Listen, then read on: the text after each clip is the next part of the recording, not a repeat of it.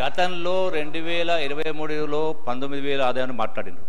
వాస్తవంగా ఆ లెక్కకు వస్తే 2014లో కేవలం 10,000 కోట్ల రూపాయలు ఎక్సైజ్ ఆదాయం.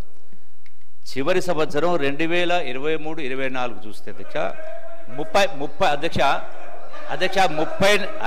34,000 వాళ్ళ ప్రభుత్వ హయాంలో చివరి సంవత్సరము ఆదాయము 34,869 కోట్ల రూపాయలు ఆదాయం వచ్చింది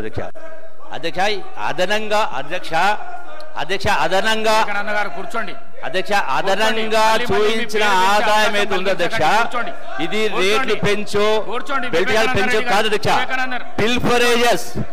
పిల్ఫరేజెస్ టెక్నాలజీ యూజ్ చేసి అక్రమంగా కావచ్చు, అక్రమంగా ఇక్కడి నుంచి ఇతర రాష్ట్రాలకు వచ్చి రావడం కాదు, వచ్చేటువంటి దానిలో టెక్నాలజీని యూజ్ చేసి పిల్ఫరేజ్ తగ్గించి రాష్ట్ర ఆదాయం పెంచు అధ్యక్ష. రేట్లు పెంచు, బిల్ షాపులు పెంచు కాదు అధ్యక్ష. ఈ వాస్తవాన్ని గ్రహించాలని కోరుతా ఉన్నా అధ్యక్ష.